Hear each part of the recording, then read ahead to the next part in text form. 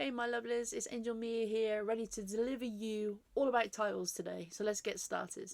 Now, as I mentioned on yesterday's video, there's a lot of psychology that goes into titles. You have three areas to really focus on, which is curiosity, desire and fear. Let's start with desire.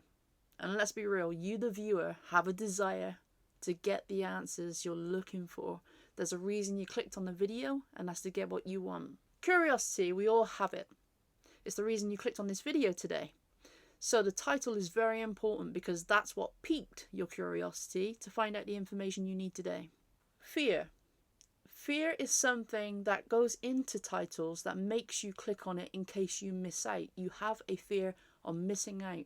I'll be giving examples of all those three elements in the video, so stay tuned and check it out so that you can succeed in creating fantastic content to get those viewers coming in and help your small channel go. Now, there's multiple ways for you to create a banging title. One of the suggestions that I have, and I'm trying to utilize myself, is to take titles from other YouTubers. But don't go for the big YouTubers. Go for ones that are like you, that are slightly more progressed.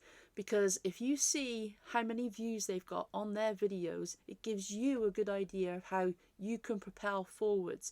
If you go to a big YouTuber, they've already got an established audience and a lot of dedicated followers, so the chances are they've probably got a lot of people that just go back to their content regularly because they really love the YouTuber themselves as well as the content they're providing. So you won't get accurate results. Once you've taken those titles from whatever niches you've been looking at, go into notes on your phone or a notepad on your computer. Put those titles in that you've taken from YouTube and try to recreate them in the most catchiest way. So see how you can take it one step further to make it catchy. You might find it difficult with some because there are some banging titles out there.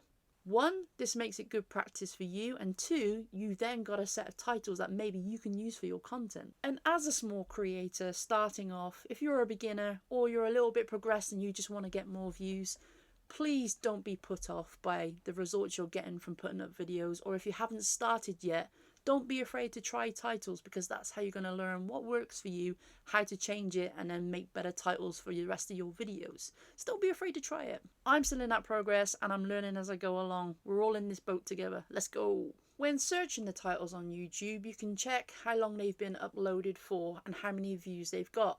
YouTube kindly provides these stats, usually above description in the video. That way you can see how many views you got and decide whether you're going to use that title to play with. Some people copy other YouTubers and use those titles for their videos.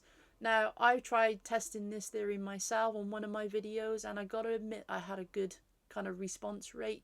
So my second video that was doing really well, which was had the thumbnail jump on it, and the title was "YouTube is making it easy to get paid."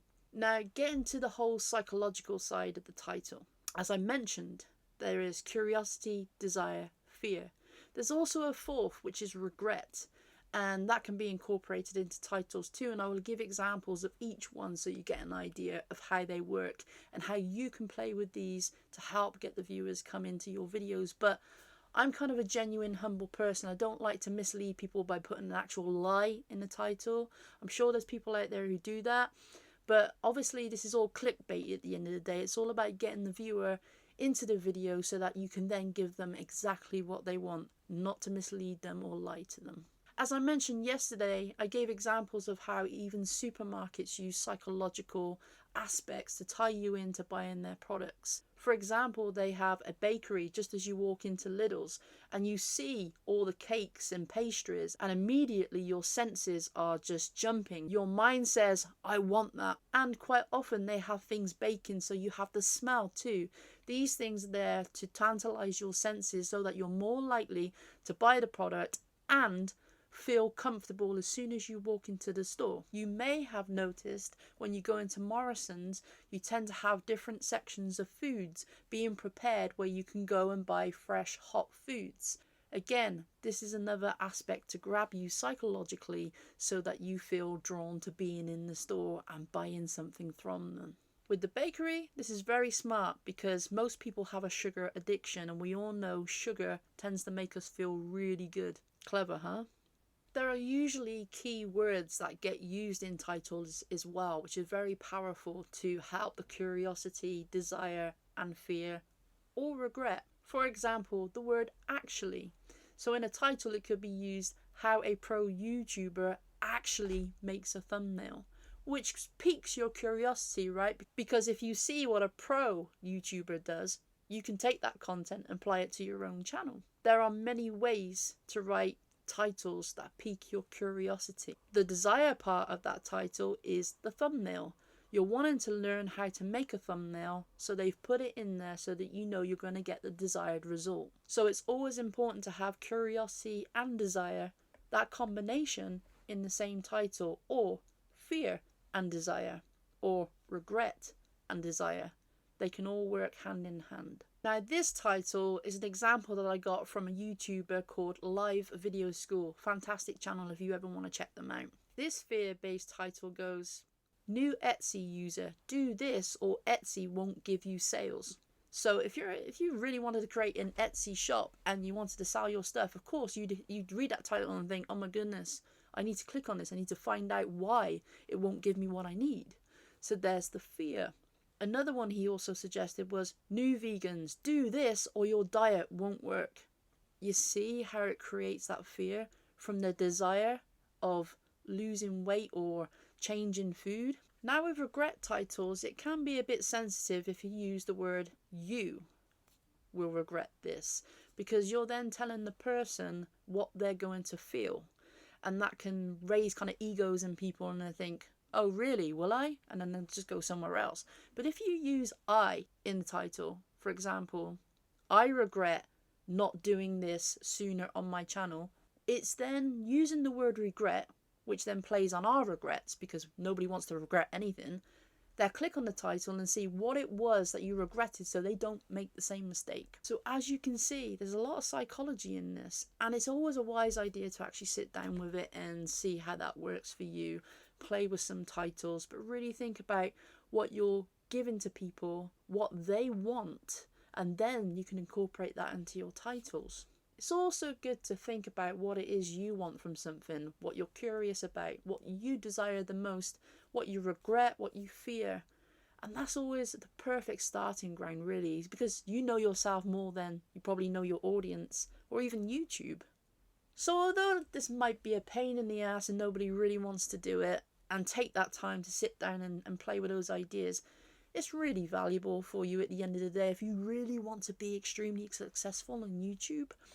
I'm trying to do this myself. There's moments where I really haven't wanted to put in the work, but I think it's going to be very useful for me, and I know this is going to be extremely useful for you. So watch how my videos progress and how much success I got, because I'm going to be sharing those statistics with you, and I try to keep it honest and real as possible.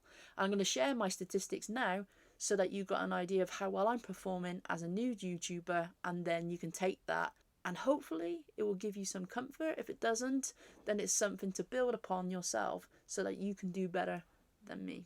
Now, I am on day 11 of being a new YouTuber as a small creator, and here are my statistics. Now, yesterday I had 39.5 watch time hours. Today, at this moment, I have 44.6 watch time hours. That is fantastic. That shows even though my titles haven't been fantastic, I am still getting views. Over these 11 days, I have gained 24 subscribers, which is fantastic. We all have these expectations in our mind, this wonderful dream that we're going to gain all these subscribers from maybe 1 or 2 videos. And yes, I've gained small ones and they're trickling in more and more, which is beautiful. But in realistic terms, unless you've created this most impressive title and fantastic video, the chances are that you're not going to get the hundreds that our expectations are expecting. I have had 928 views in 11 days. To me, that is fantastic. Now, I know these results could be better. I'm not under any illusion that this is the way it should be. I'm willing to work hard, put in the effort to make all these changes that I give to you to propel my channel forwards, because I have goals, I have dreams just like you. So if you're willing to check out my other videos that I shall be doing, I'm going to be sharing honest results and showing you my success, no matter how small or how big it will be. I'm interested to know what your dreams are and what you want to achieve as a small creator. How do you see yourself? So drop me a comment and let me know. I'm excited to hear what your dreams are. And on that note, I'm going to end the video here. If you have any suggestions of what you would like me to focus on, so I can provide some information on that for you, again, just let me know in the comments below. Thank you for watching. Give me a like if you really enjoyed the video and it was useful to you. I would greatly appreciate it if you could subscribe to my channel to stay updated with further updates and videos that I post. I'm wishing you all the best on your YouTube journey. We can do this together. Sending all my love to you. Lots of love. Angel Mia. Mwah.